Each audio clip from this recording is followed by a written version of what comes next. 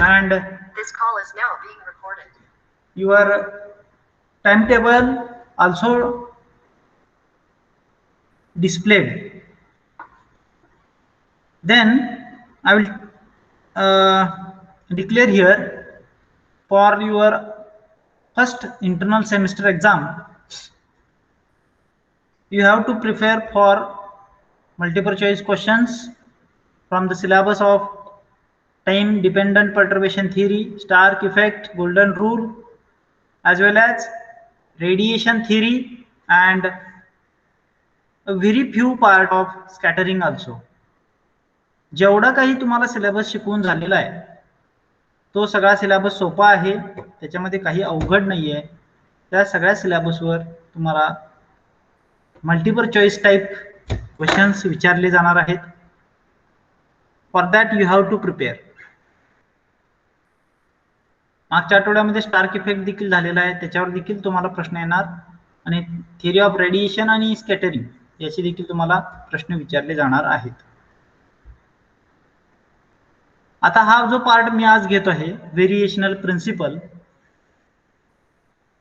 याच्यावर प्रश्न विचारणार नाहीत. So this is your second topic. आता या व्हेरिएशनल प्रिन्सिपलचं जर तुम्ही सिलेबस बघितला, सिलेबसमध्ये व्हेरिएशनल प्रिन्सिपल मध्ये काय काय पॉइंट्स आहेत, तर तो पहिला आहे व्हेरिएशनल प्रिन्सिपल, त्यानंतर harmonic oscillator, first excited state of harmonic oscillator, त्यानंतर ground state of hydrogen atom, हे सगळ्या गोष्टी. मग आता मागच्या आपण आठवड्यामध्ये काय केलं, ground state of hydrogen atom Stark effect perturbation थिअरीने सोडवला.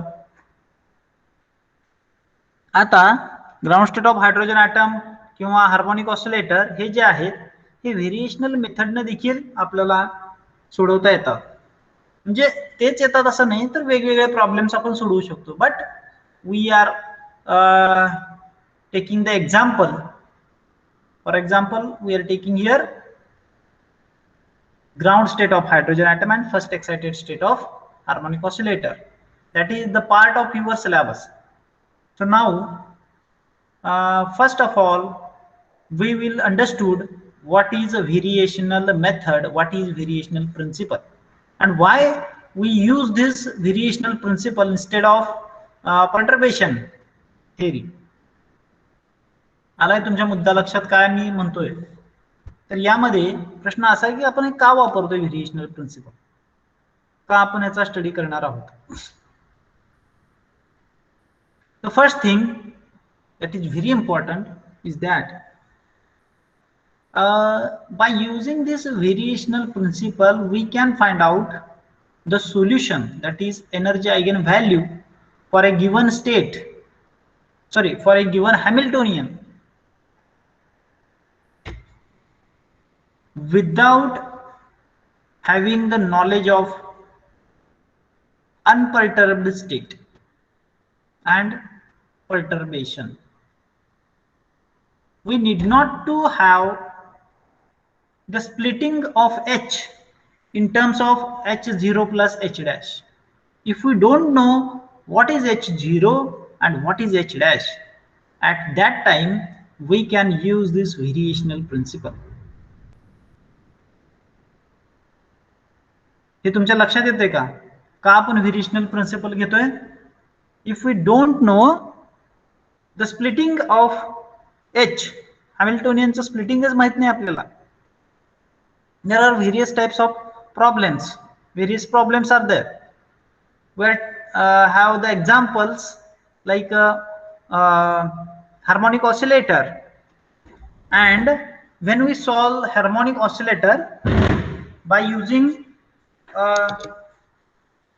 perturbation theory, at that time we can use the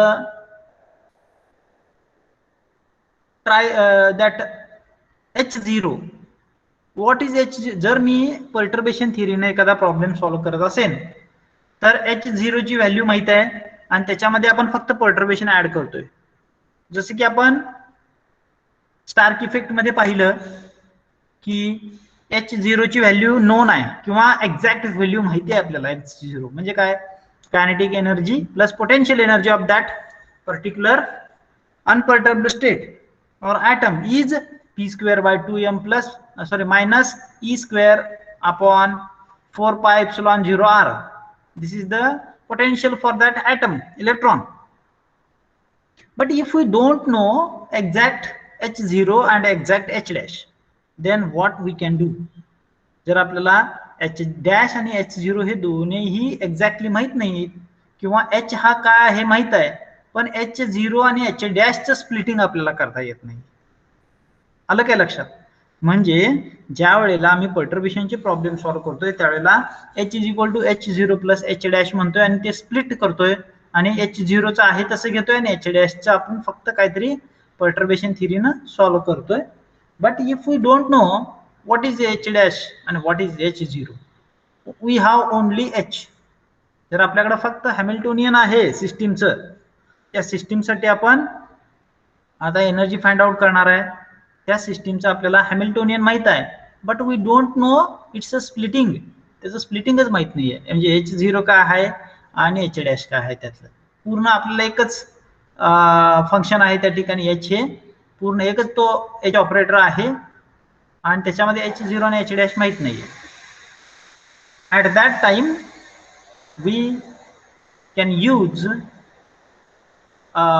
this principle, variational principle. This is the advantage. हे ॲडव्हान्टेज आहे त्याचं की आपल्याला स्प्लिटिंग माहीत नसेल तरी देखील आता माहित आहे तुम्हाला. तुम्ही परवाच कालच स्टार्क इफेक्ट मध्ये ते पहिला एच डॅश काय घेतला minus E R cos theta आणि एच झिरो काय घेतला पी स्क्वेअर बाय 2m असं काहीतरी घेतलं आणि दोघे जण वेगवेगळे असल्यामुळे एच डॅशचं तुम्ही काय केलं आणि फायनली आपल्याला एनर्जीची व्हॅल्यू मिळाली. बट जर आपल्याला एच झिरो माहित नसेल तर काय, आता हे माहिती आहेत आपल्याला हार्मोनिक ऑसिलेटरचे किंवा हायड्रोजन ॲटमचे माहित आहेत, but we consider that we don't know the value of h0 and what value of h dash. Then what we can do? We can use this variational principle. So first thing that is we need not to have the knowledge of h, or we don't know the splitting of h in terms of h0 and h dash. At that time we can use this variational principle. Second thing is that which is very important, that we need not to solve Schrodinger equation. म्हणाला ते कसं काय? जर आपल्याला problem solve करायचा असेल तर स्क्रॉडिंजर equation solve करावं लागतंय. But we need not to solve Schrodinger equation when we are dealing with this variational principle. Variational principle solve करत असताना आपल्याला स्क्रोडिंजर वेव्ह इक्वेशन सॉल्व्ह करावं लागत नाही. This is the one of advantage. But there are so many drawbacks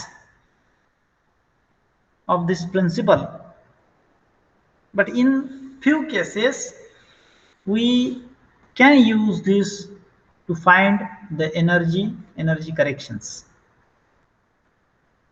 Okay, now the first thing, we don't require splitting of Hamiltonian, that is h0 plus h dash, and we need not to solve any Schrodinger wave equation. So let me start our discussion then how to use this variational principle and what is variational principle. What is variational principle? The answer is variational principle is expectation value of given Hamiltonian is greater than or equal to En. काय म्हणतोय? Expectation value of the Hamiltonian is greater than or equal to E. म्हणजे energy eigen value पेक्षा expectation of Hamiltonian is greater or equal to when we construct this expectation value by using some trial wave functions. Here we have to use trial wave function. म्हणजे बघा, आपण expectation value काढायची आहे हॅमिल्टोनियनची. जे Hamiltonian आपल्याकडे आहे त्याचं splitting माहित नाहीये आपल्याला, म्हणजे त्यात काय H0 आहे आणि काय H डॅश आहे माहित नाहीये. But we can find its expectation value, आणि एक्सपेक्टेशन व्हॅल्यू साठी आपल्याला एक वेव्ह फंक्शनची गरज आहे. But we don't know the wave function. Then we can use a trial wave function. We can use the trial wave function. So there are various steps to guess a trial wave function. By using that steps we will guess a trial wave function. एक आपण guess करायचं आहे trial wave function. एक wave function guess करायचं आहे आणि त्या wave फंक्शनला नाव द्यायचं आहे trial wave function. And then for that trial wave function we have to construct expectation value of h, and that expectation value of h is always greater than the ground state energy of exact wave function. आपण जे trial wave function घेतलंय ते असू दे, but when we find the expectation value, that expectation value is equal to or greater than ground state of energy eigenvalue for that particular problem. आता हे कसं करायचं आहे आपण बघणारच आहोत.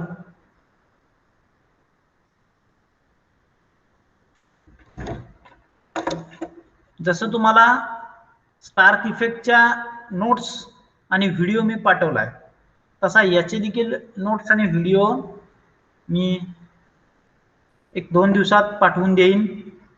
Then you can prepare for that. So before we will discuss here, so main thing is that we need to guess a trial wave function to solve this problem. पहिला काय करावं लागेल आपल्याला, हॅमिल्टोनियन जे दिलेलं आहे त्याचं वेव्ह फंक्शन दिलेलं नाहीये आणि त्याचं स्प्लिटिंग देखील माहित नाहीये. पहिला आपल्याला दिलेले हॅमिल्टोनियन कसं आहे काय आहे हे ऑब्झर्व करावं लागेल, आणि ऑब्झर्व केल्यानंतर ते ट्रायल वेव्ह फंक्शन ते हॅमिल्टोनियन ऑब्झर्व केल्यानंतर आपल्या लक्षात येईल की दिलेलं जे काही हॅमिल्टोनियन आहे ते हॅमिल्टोनियन कोणत्या वेव्ह फंक्शनसाठी असेल, कोणत्या प्रॉब्लेमसाठी असेल हे आपल्या जर लक्षात आलं तर आपण एक गेस करायचा आहे ट्रायल वेव्ह फंक्शनसाठी, आणि तो गेस आपण करणार आहोत. आणि तो गेस केल्यानंतर आपण एक अंदाजे मांडणार आहोत की हे ह्याचं वेव्ह फंक्शन असेल, आणि मग आपण ते ट्रायल वेव्ह फंक्शन यूज करून दिलेल्या हॅमिल्टोनियनसाठी एक्सपेक्टेशन व्हॅल्यू फाइंड आउट करायची आहे. मग एक्सपेक्टेशन व्हॅल्यू फाइंड आउट केल्यानंतर आपल्याला त्याची जी एक्सपेक्टेशन व्हॅल्यू मिळणार आहे that expectation value is always less than or equal to, greater than or equal to the ground state of energy. So this is what the principle, variational principle. आता यामध्ये starting कसं करायचं आहे, कसं आपण ते प्रिन्सिपल एकदा इथं प्रूव्ह करून दाखवूया. हे बाबा यस हे असं होतंय, हे प्रूव्ह करून आपण बघूया, प्रूव्ह करता येते का आपल्याला बघूया. तर या ठिकाणी तुम्हाला दिसत असेल expectation of H is equal to psi H psi divided by psi psi. And now here in front of you psi t is there. psi t दिसते तुम्हाला, psi t. हे जे psi t दिसते that is the trial wave function. एक trial wave function काय करायचं आहे, guess करायचं आहे. and that trial wave function is in the form of summation of n a n phi n. तुम्हाला स्क्रीनवर दिसत आहे का, summation over n a n phi n means our trial wave function is in the form of linear combination of eigenkets. म्हणजे जे trial wave function आहे त्याच्या आयगेनकेट्सच्या form मध्ये आपण तो ट्रायल वेव्ह फंक्शन लिहायचं आहे. आणि an is gives the amplitude for particular nth state, nth आयगेनकेट. n ह्या आयगेनकेट साठी an हे काय असेल, त्याचे अँप्लिट्यूड असेल a1 phi 1, a2 phi 2, a3 phi 3 and so on. In this way we have this psi t, and also we must know its complex conjugate. त्याचा complex conjugate देखील आपल्याला माहित पाहिजे. and that complex conjugate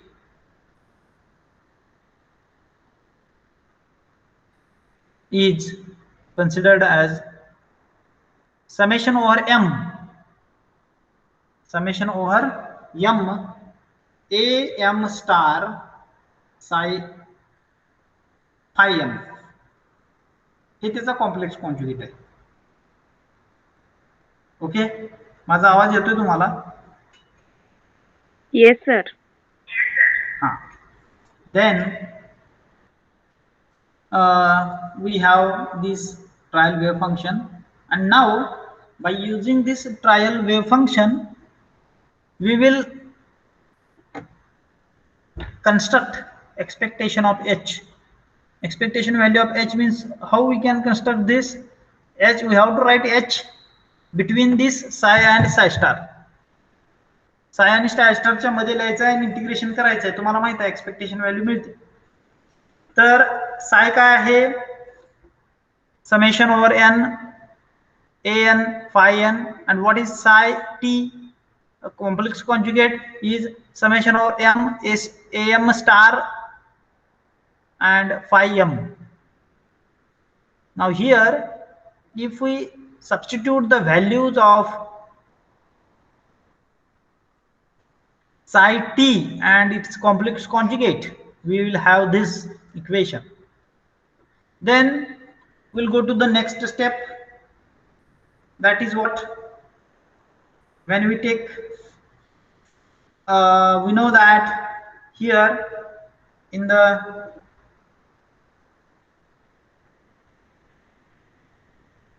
h psi n, हे जे काही तुम्हाला दिसतंय याच्यामध्ये h psi n जे असणार आहे, h psi n, that is nothing but en psi n.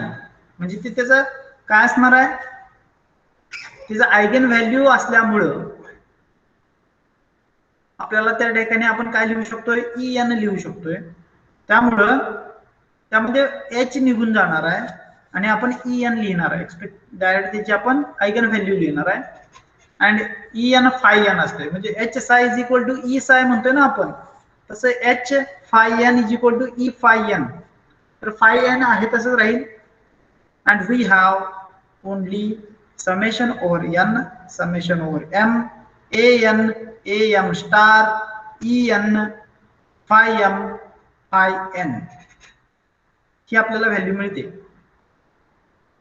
but this is inner product phi m into phi n gives us the inner product, which is referred as Chronicles delta. So when we talk about the Chronicles delta, we know that the value of this inner product will be equal to 1 only when m is equal to n. and its value is equal to 0 when m is not equal to n. m is not equal to n जर असेल तर त्याची value 0 असते. So for only the values where m is equal to n is non-vanishable. So all other terms will vanish where m is not equal to n. So just we have to collect where n is equal to m. So for m is equal to n and n equal to m, we will have the next step, that is summation over n mod an square. बघा am आणि an जर value same असतील तर mod an square होईल. तुमच्या लक्षात येते का मी काय म्हणतोय? mod an स्क्वेअर होईल त्या ठिकाणी. am आणि an जर असतील तर ते an इक्वल टू am असेल तर mod an स्क्वेअर होईल and this will become inner product will be 1. inner product ची व्हॅल्यू काय होईल? 1 होईल, कारण की psi m into psi m equal to 1 होईल. So only the terms remains here are summation over n mod square of an into en. What is en? En is the energy eigenvalue for h. So if we go to the next step, that is expectation of h is equal to, we have a1 square e1 a2 square e2 plus a3 square e3 and so on. म्हणजे n ची value कशी बदलत जाईल? 1 2 3 and so on. So we'll have a1 square e1 plus a2 square e2 plus a3 square e3. Now we will consider here e1 equal to e1, but e2 is equal to e1 plus something, that is delta e2. असं जर मी गृहीत धरलं, e1 equal to e1 आहे, but e2 हे जे काय आहे हे e2 is equal to e1 plus something, that is e1 plus delta e2. असं जर मी गृहीत धरलं तर काय काय होईल? e3 इज इक्वल टू काय होईल? e1 plus delta e3. e4 काय होईल? e1 plus delta e4. e5 काय होईल? e1 plus delta e5. अशा पद्धतीने आपण ते व्हॅरी करू शकतो, लिहू शकतो. Then we can write here as given. दिसते स्क्रीनवर h is equal to expectation of h equal to a1 square e1 plus a2 square e1 plus delta e2 plus a3 square e1 plus delta e3 and so on. Now we will go to the next, that is if we collect all the terms, we will have summation over n an mod square e1 plus summation over n equal to 2 an square delta en. बरोबर आहे का? एवढ्या terms तुम्हाला मिळतील. आता जर या ठिकाणी आपण बघितलं तर मॉड an स्क्वेअर म्हणजे काय असतंय? मॉड an स्क्वेअर म्हणजे काय? a1 a2 a3 a4 and so on up to n. an is what? A is a constant and that is gives us a amplitude of a particular state, amplitude of particular state. an काय आहे? हे it is a amplitude of particular state, and if we take its mod square, then what is this? जर an हा किंवा a1 हा जर आपल्याला माहित आहे अँप्लिट्यूड असेल एका पर्टिक्युलर स्टेटचं, a1 स्टेटचं n इक्वल टू 1 ह्या स्टेटचं जर अँप्लिट्यूड a1 असेल तर मॉड a1 स्क्वेअर हे काय असते? कोण सांगतंय?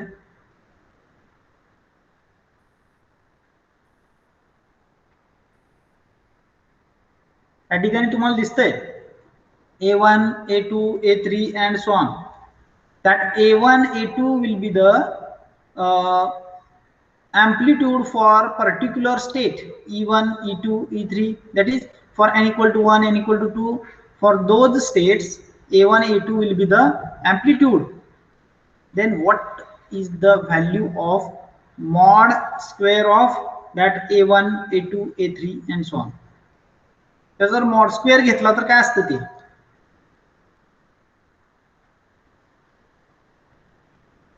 कोण सांगतंय? अनम्यूट करून बोला. बऱ्याच वेळा मी हे सांगतोय, तुम्हाला शिकवतोय ही गोष्ट, पण तुम्ही सांगतच नाहीये उत्तर. खूप दिवसापासून शिकवतोय मी ही गोष्ट.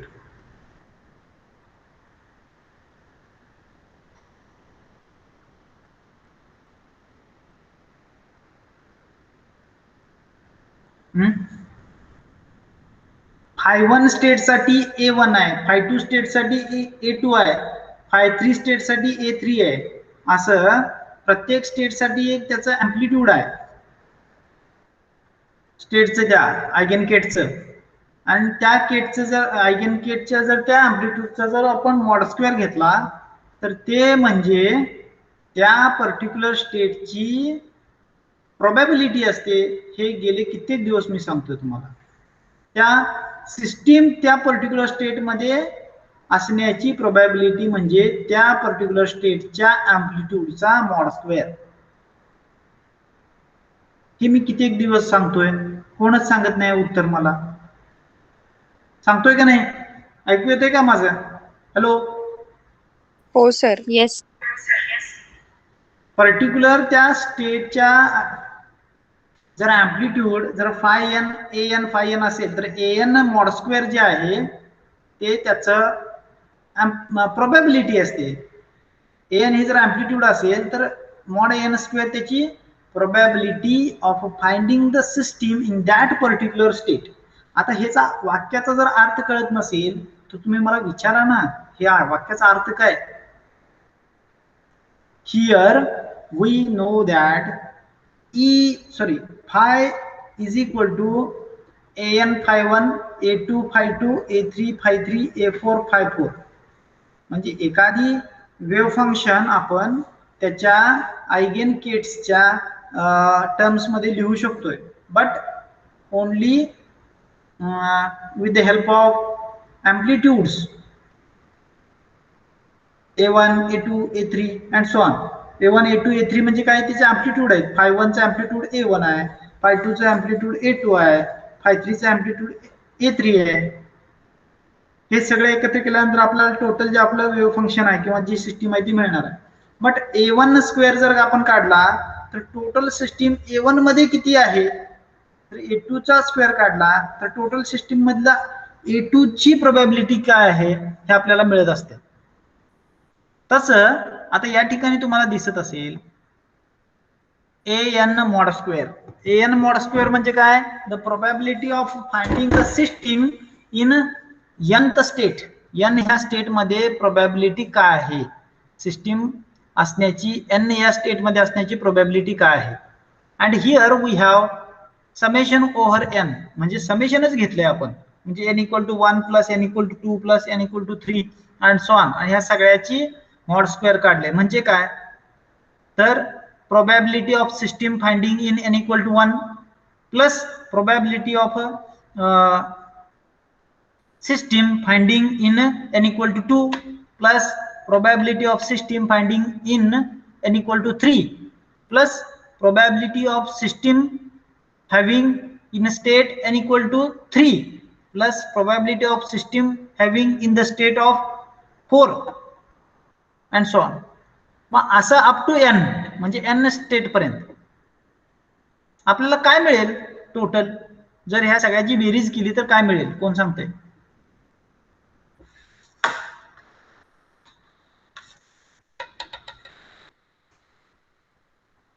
प्रश्न कळला काय? समेशन ओव्हर an स्क्वेअर आहे म्हणजे काय? an square a1 square plus a2 square plus a3 square plus a4 square. a1 square is the probability having system in A1. A2 square म्हणजे काय? Probability in system having A2 plus A3 म्हणजे काय? तर probability of finding system in A3. ही जर total summation घेतला किंवा total सगळ्याची जर मी बेरीज केली तर काय मिळेल?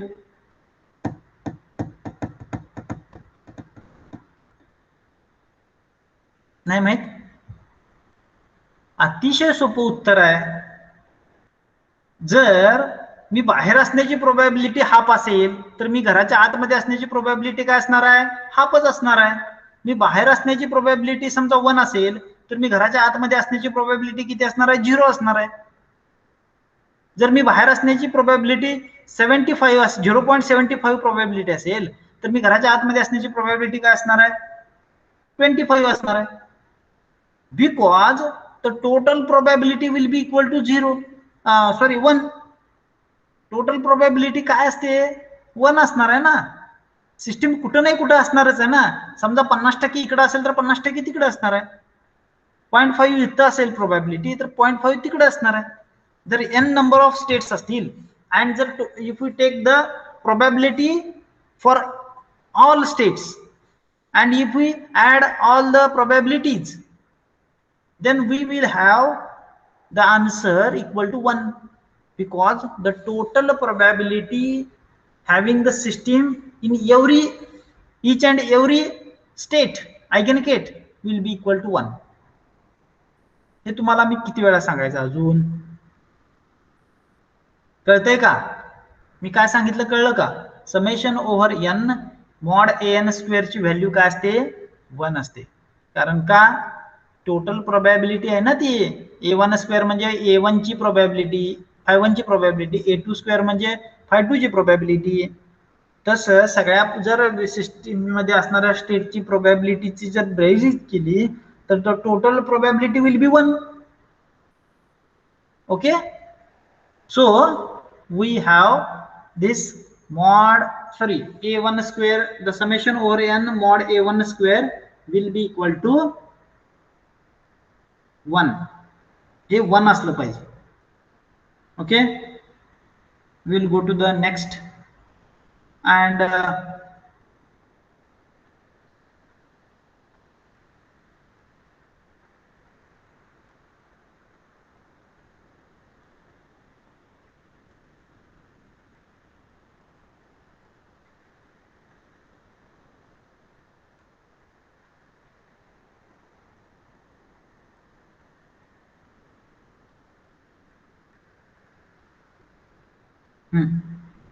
आपण या ठिकाणी आलो आहोत. बरोबर आहे का?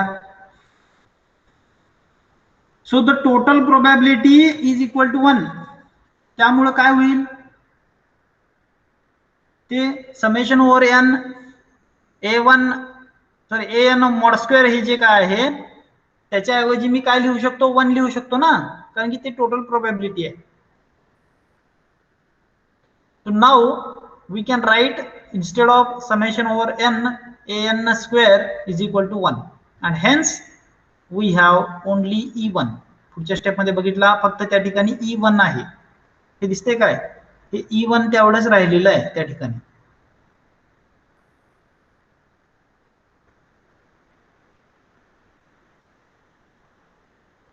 So now there is only E1 and plus summation over n equal to 2 mod an square delta En. Something is there. So if we go to the next, it will be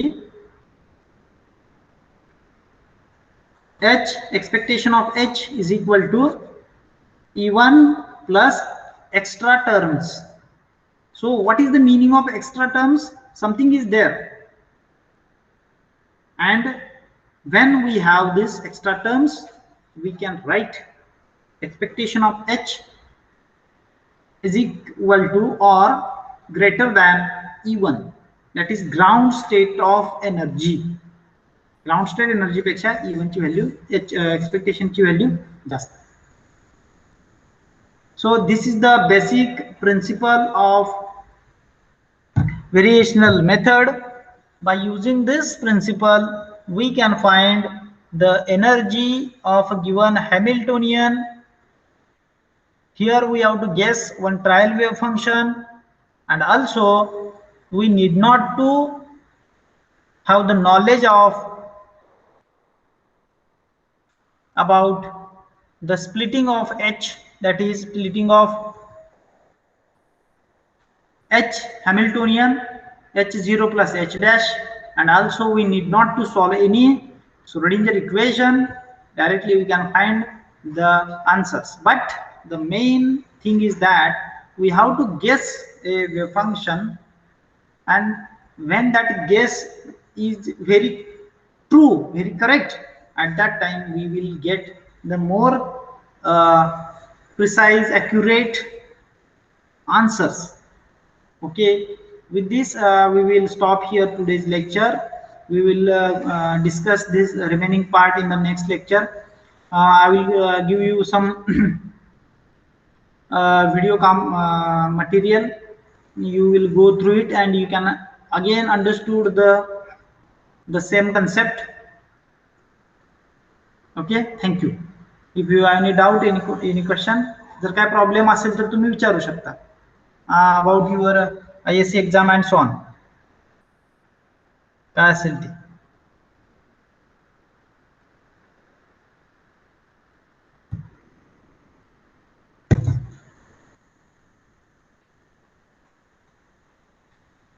काही question आहेत का? Hello sir. ठीक आहे. मग जर काय नसेल तर मग बंद करूया आता. पुढच्या आठवड्यामध्ये राहिलेला पाठ बघूया. ठीक आहे. Have nice day. ठेवतो बघा, बंद करतो बघा कॉल. हा नोट्स हा नोट्स तुम्हाला द्यायच्या स्टार्क इफेक्टच्या तर तेवढ्या दिलेल्या आहेत. बाकीचे जे आहेत ते मी तुम्हाला देतो. बट मला असं वाटतंय तुमची डिस्क्रिप्टिव्ह एक्झाम नसल्यामुळं, ऑब्जेक्टिव्ह एक्झाम आहे ही, ऑब्जेक्टिव्ह एक्झाम असल्यामुळं मल्टिपल चॉईस असल्यामुळं तुम्हाला सगळ्याच्या सगळ्या नोट्सची काय आवश्यकता नाही आहे. तुम्हाला फक्त त्या नोट्सची आवश्यकता आहे जे तुम्हाला एका प्रश्नाचं उत्तर एका मार्कासाठी, आणि त्यामध्ये 4 ऑप्शन्स असणार आहेत.